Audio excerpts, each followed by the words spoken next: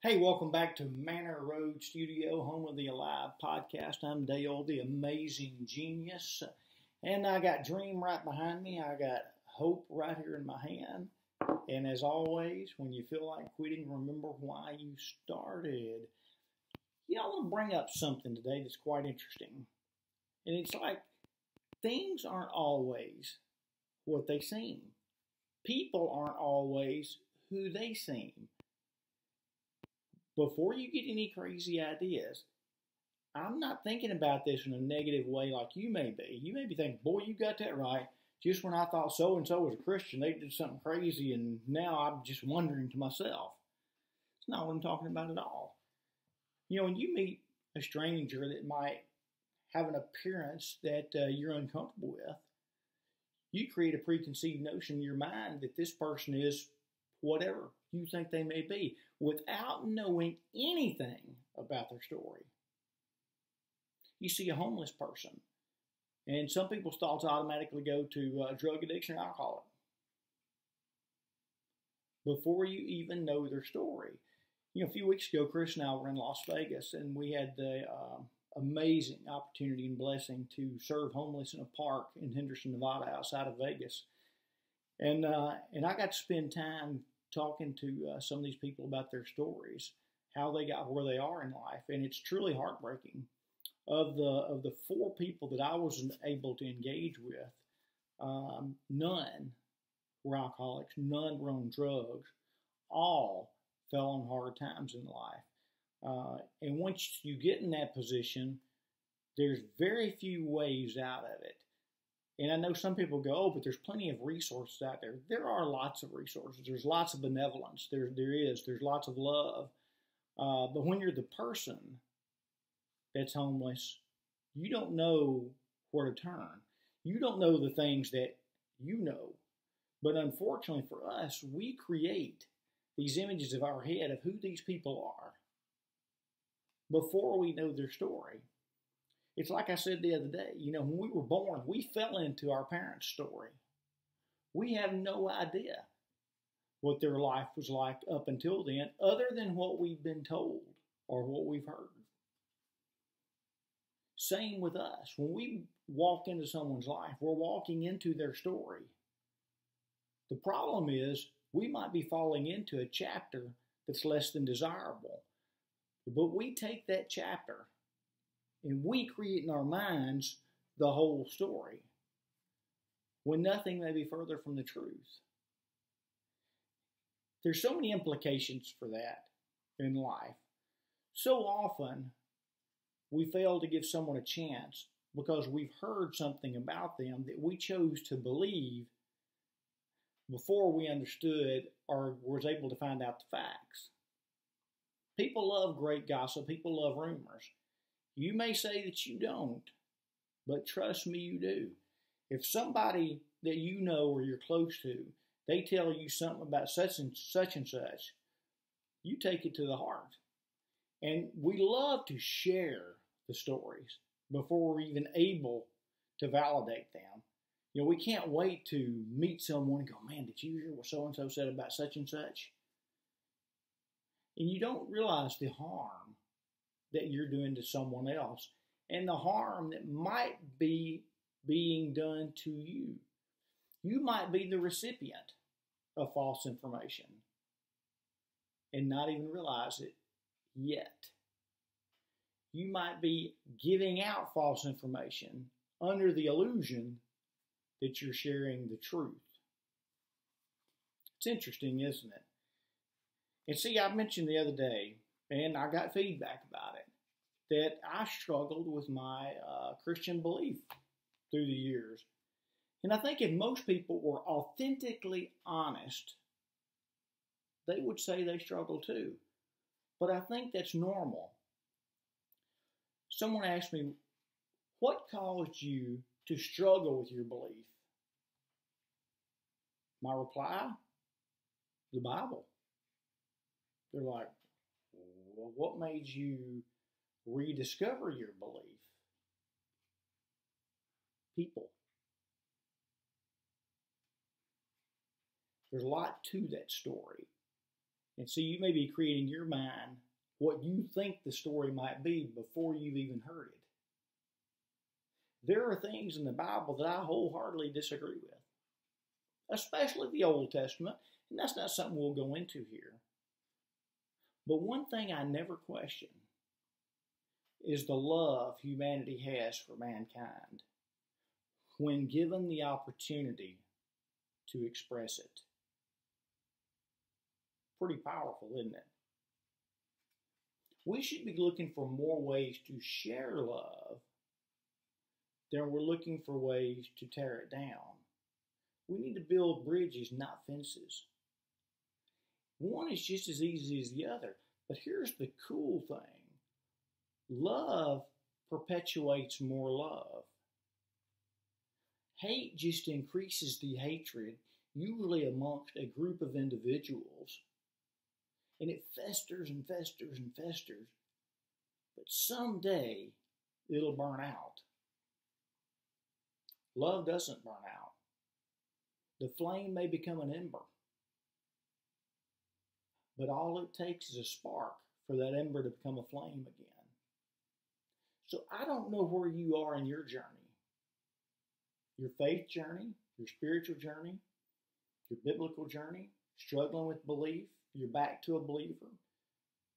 Whether you're an atheist, whether you're a theist. You have a lot of friends in the atheist community. Why? I've been there. And they're some of the most morally ethical, genuine people I've ever met. I want to repeat that because I want it to stick. And I'm even going to say most atheists are some of the most moral, ethical people you will ever meet. And you may go, why can I say that? Think about it. They do not have any doctrine, any dogmatism that's stopping them from loving everybody.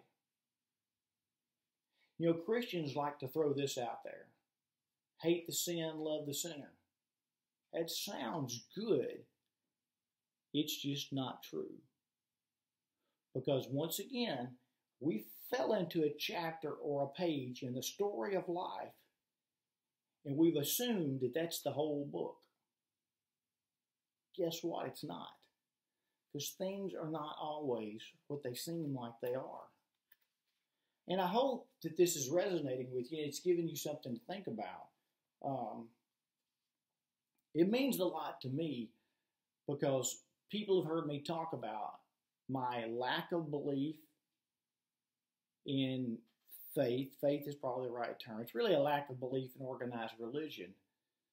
My spirituality has never been questioned. I know wholeheartedly exactly where I'm at spiritually. I'm in a really, really, really good place. And if you want to use the term faith, because faith is basically something you believe without information or without fact.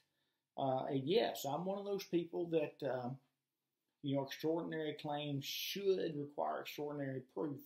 And there are things in this life we just can't prove. So when I see benevolence, when I see love being poured out, it increases my faith in humanity. And I say faith in humanity because I believe this, and I believe it without a shadow of a doubt, that we are the hands and feet of God. And we're the chosen ones that can make a difference. We have just got to choose to do so. It's so easy to go, well, I want to get a group of people together and do this.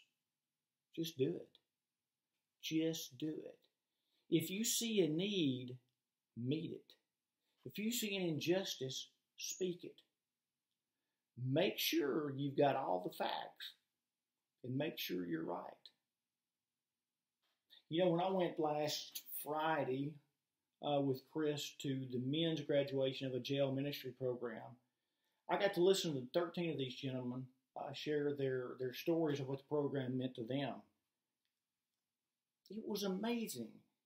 If we'd have met these people prior to Life's Healing Choices, we would have formed an opinion about them that would have been absolutely not true. But several people in the community, and I say several, there's probably 7 to 8 people that were there that were part of the core team that leads this program. They gave up their time. They expressed their love. And they gave something to these men that nobody else has ever given them. You can shower people with love and they can feel it and you walk away. And one day, like I said, that flame may become an ember. But if you want something to be everlasting, the most powerful thing you can share with someone is hope. And when you love enough, hope just emanates out of you. Become genuine. Become authentic. Learn to love yourself even when you feel like others may not love you. Don't judge someone because you really don't know their story. You may think you do. And certainly, people have done injustice to us that gives us basically a right to form an opinion. But this is where I'm going to exert this. As much as injustice has been done to you, you've done injustice to others too. You expect their forgiveness to be given to you because you're a Christian and they're supposed to be one too. But when someone does an injustice to you, you want justice to be served. You're not so willing to forgive. Tough, isn't it? Most people know me, and the ones that know me, the ones that you don't, I'm going to share something with you. You always see me with a deck of cards in my hand. Why? Because I love cards. I love playing with cards. And I say that things aren't always like they seem. Look, I have nothing up my sleeve. I love sleight of hand, by the way. So if I screw this up, we'll just kind of laugh together. But you see an 8 of hearts. I'm going to see if I've got what it takes to change that card into something else. Well, I messed it up, so like I told you, I'm going to try it one more time, and then if I don't get it, hey, we'll do it again next time. But here we go. 8 of hearts. This time I'll paint it a little more. You got to paint another card onto it. Whoa, I got it. The 7 of hearts. Most people, when they mess something up and they're doing a film, they just turn it off and start over. I'm actually glad I messed up the first time because you get to see the humanity in it. You get to see that we're not always perfect. What you see is not always what you think it is. The people that you walked away from, give them another chance. Try to hear their story. Share with people your story, people that want to hear it. And there's a lot. Remember, live alive, authentically, with love, with a vivid imagination. Live for victory. And keep evolving to the greatest version of yourself that you possibly can. And remember where we started this. Sometimes when you fall into someone's story, you're on a page or in a chapter that maybe they're not proud of. But it's not their whole book. So give people a break. Give them forgiveness. Most of all, give them hope.